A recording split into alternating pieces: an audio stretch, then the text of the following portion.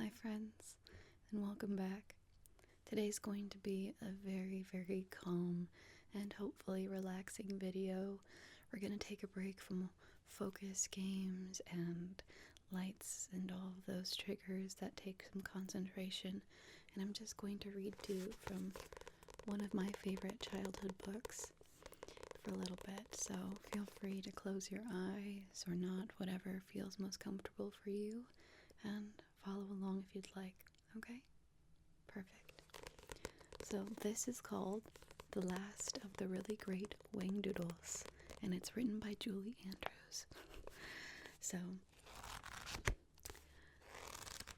I'll probably just read to you the first chapter or two, but I hope you enjoy.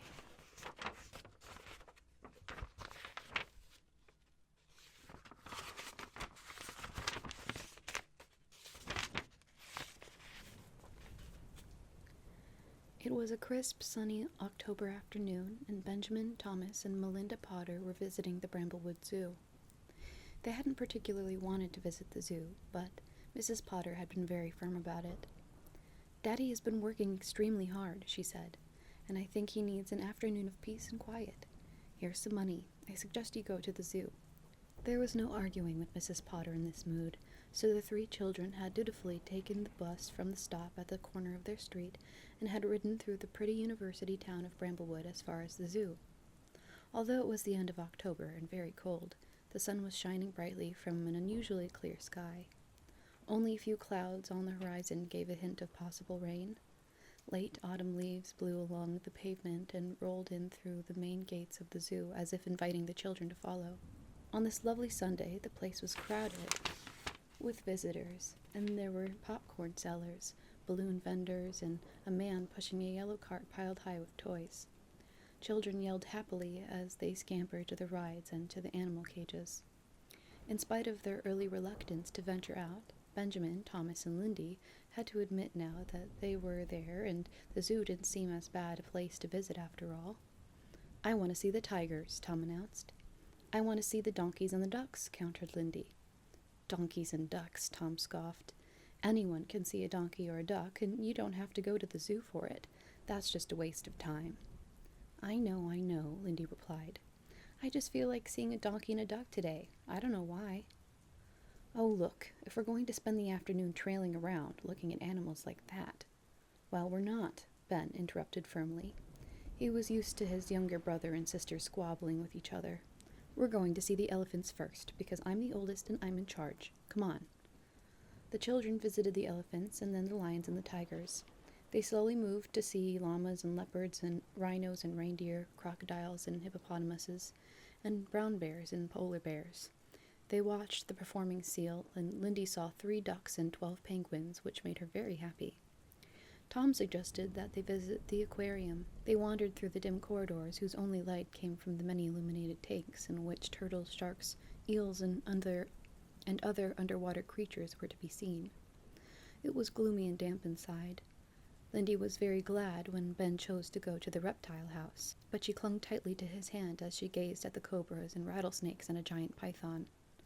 "I'd love one of those for a pet," Tom said enthusiastically. "Ugh, I think they're gross, really gross," Lindy exclaimed. "You just say that 'cause you're scared of them." "No, I don't. They're not my favorite things, but I'm not scared." "Then why are you sucking your thumb?" "I like the taste."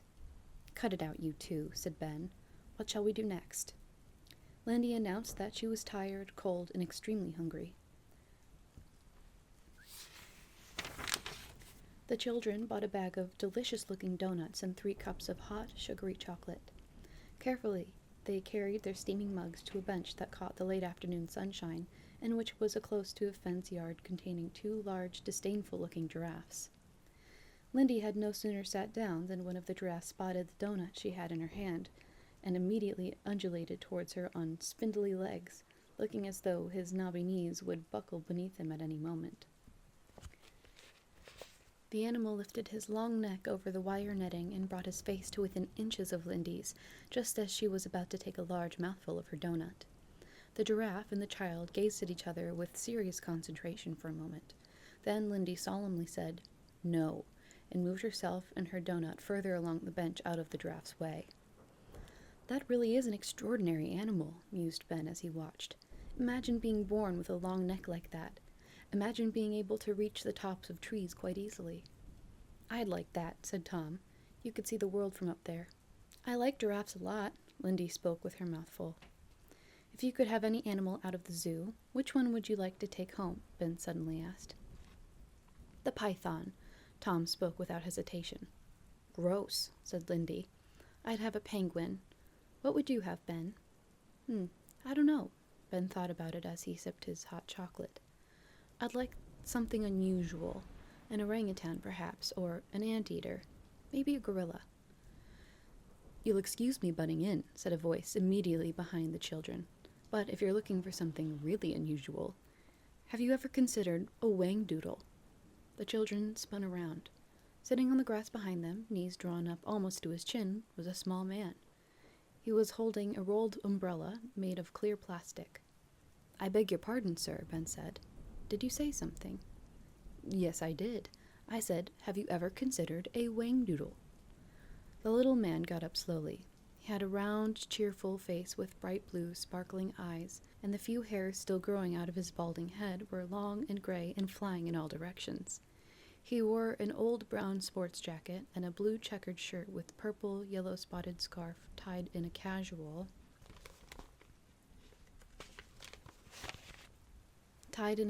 bow. He had shabby brown trousers and old but highly polished shoes. Ben said, Excuse me, but I don't think I've ever heard of a Whangdoodle, sir. The remarkable-looking gentleman smiled, leaning on his umbrella, and crossed one small foot over the other. That's not surprising. It's an extremely rare creature. In fact, I believe there's only one left in the whole world. What does it look like? Tom asked. Well, now, I've not actually seen the Whangdoodle myself, countered the stranger, although I do hope to one day. Then how do you know about it? Lindy wanted to know. Ah, that's a long, complicated story, he replied. Here we are chatting away, and I don't even know your names. Tom tugged at Ben's sleeve. He was suspicious of the stranger and wanted to warn Ben that they should be leaving immediately and heading for home. But Lindy was already cheerfully giving out an information. My name is Melinda Potter. Everyone calls me Lindy. How old are you, Lindy? I shall be 8 on December 3rd. Which means she's 7, growled Tom. Ah, but of course. The stranger turned to him. And how old are you, young man? 10. My name's Thomas Potter. And I'm Benjamin Potter, Ben offered. I'm 13. What about you? What's your name? Tom wanted to know. The stranger placed a hand on his forehead. Goodness me, what is my name? It seems to have escaped me for the moment. Lindy giggled. Tom nudged Ben hard and jerked his head as though to say, Let's get out of here. But it's really of no importance, continued the man. What is important is that this is a most pleasant afternoon, and if I'm not mistaken, it is only 2 days before Halloween, is it not? Lindy gave a little hop of excitement. Do you know what I'm going to be when we go trick-or-treating? She asked. Let me see if I can guess. He looked thoughtful. Snow White? Or possibly Cinderella? No, I'm going to be a lion, she said proudly. And very ferocious, I'm sure you'll be. What about you, Thomas? What are you going to be?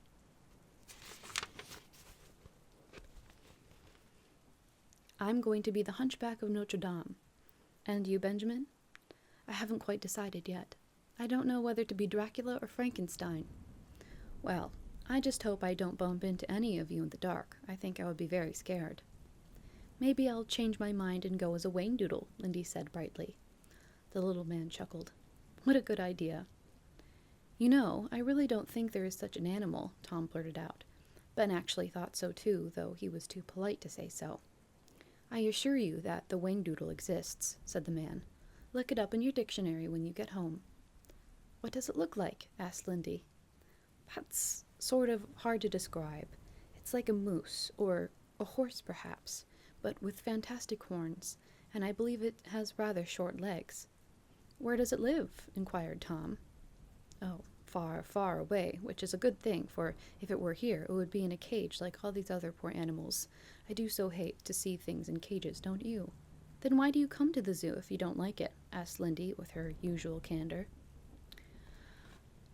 I come to study the animals. I'd prefer to study them in their natural environments, but I just haven't the time. Ben suddenly remembered to look at his watch.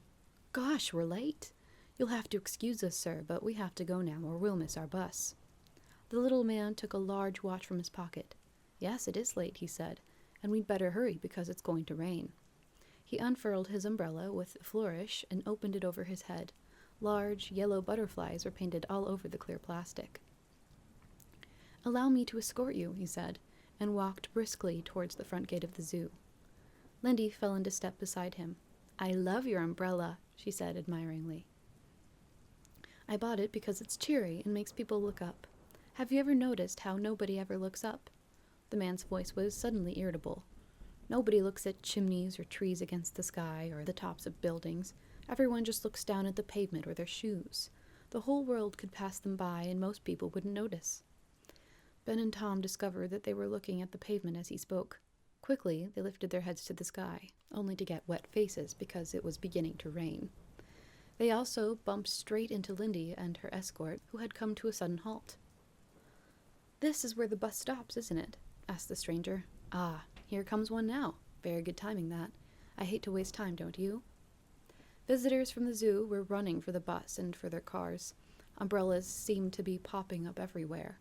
People who didn't have umbrellas went scurrying by with newspapers on their heads or their coats buttoned up tight. You see what I mean, said the man. None of them look up ever. He helped the children onto the bus. It has been a great pleasure meeting you all. A most happy afternoon. He waved a red handkerchief as the bus pulled away from the curb.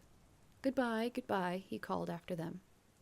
There was a sudden terrifying sound of rubber tires skidding to a stop and the blaring sound of a car horn. Tom, Ben, and Lindy turned quickly to their seats and looked out of the back window of the bus. The little man was standing in the middle of the street, apologizing to a taxi driver who had nearly run him down. I'll bet he was looking up, grinned Ben. The bus turned a corner and the scene disappeared from their view. Chapter 2. Tom turned to Lindy in annoyance. Boy, Lindy, you are the end. You talked and talked to that man. I don't think we should have encouraged him. He seemed as nutty as a fruitcake. Oh, I liked him, Lindy said defensively. Did you notice he was wearing blue and white striped socks? Ben laughed. I wonder if he was joking when he said there was something called a Whangdoodle. I'll bet he wasn't, said Lindy.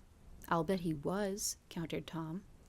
Anyway, I'm going to look that word up in the dictionary when we get home. Lindy peered out into the rain. The bus was passing a large park, and on the other side of it, half obscured by trees, she saw a tall, thin house with shuttered windows. Pointing to it, she asked Tom, Is that place really haunted? Sure. Who lives in there? A terrible ogre and a witch with yellow fangs. Well, nobody's sure about that, Ben said. But most people stay away from there, Lindy, especially on Halloween. Well, it wouldn't scare me, she declared. I don't believe in ogres, just fairies.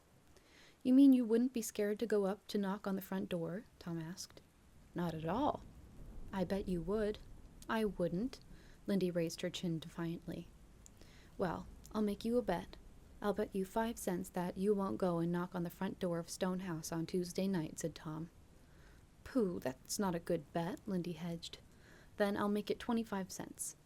The little girl hesitated. She wanted more than anything to join her brothers this year for Halloween, but she wasn't at all sure that she had the courage to do what Tom had suggested. Besides which, 25 cents represented her week's allowance. You see, you are scared, Tom said triumphantly. No, I'm not, she declared loudly. It's a bet. Stop it, you two. You're both being stupid, Ben said. Don't look at me. She's the one who started it. If she's too scared to do it, then why doesn't she say so? I'm not scared. Okay, Ben threw up his hands in disgust. But remember, Mom will probably make the final decision about it all anyway. The subject came up again that night at dinner. Lindy, what would you like to do about trick-or-treating this Halloween? Mr. Potter asked. Lindy looked at her brothers. Tom stopped eating and watched her intently across the table. I was wondering if I could go with Tom and Ben. Mrs. Potter looked at her sons. What do you think, boys? Well, I don't know, replied Ben. It's fine for the other two. I mean, they just have to tag along and everything, but I'm always the one who has to be in charge. I mean, look at today. I was constantly watching out for Lindy and trying to stop her and Tom arguing. Mr. Potter smiled. Tough being the eldest, isn't it? Accepting responsibility is quite a chore sometimes. It sure is. Ben agreed solemnly. But that's part of growing up, I'm afraid. Part of being 13 years old. Ben considered this. Lindy held her breath. I guess I don't really mind all that much, Ben said finally. I think that's very nice. Mrs. Potter seemed quite pleased. Then it's fine with us, Lindy, if that's what you'd like. Now, I suggest that we all sit by the fire for the last half an hour before bedtime. Will one of you get the Sunday paper for your father? Ben ran to fetch it. The Sunday evening get-together had become a habit all of the Potters enjoyed. The children talked about any problems that may have arisen at school. Holiday plans were discussed, and everyone was encouraged to exchange ideas. The children arranged themselves comfortably. Mrs. Potter took up her knitting, and Mr. Potter lit his pipe, settled back in his favorite chair, and opened the Bramblewood Sunday Courier. My word, Frida, look at this. What, dear? Professor Savant has been awarded the Nobel Prize. How nice. Who's Professor Savant? Tom wanted to know. Head of the biology research department at the university, Mr. Potter explained. What did he get the Nobel Prize for? Ben asked. According to this, for his work in genetics, said Mr. Potter. I don't even know what the Nobel Prize is. Lindy sounded bewildered. Mr. Potter looked over his glasses at the eldest son. Can you tell her, Ben? Ben thought for a moment. I think, he said slowly, that it's a prize given every year to people who have done something really great, like in chemistry or in writing or in medicine, something like that. Very good, said Mr. Potter. It's also given for achievement in physics and physiology, and very importantly, for the promotion of peace. Mrs. Potter interrupted her husband. I really think you should write in to the professor, dear, just a small letter of congratulations. It's really so wonderful for the university. Which reminds me, she turned to the children. Would you all start thinking about doing a card or a letter to Grandma? You know she's not been at all well. It would mean so much to hear from all of you. Lindy, perhaps you could make one of your special cards. Okay. Tell us about the zoo today, said Mr. Potter.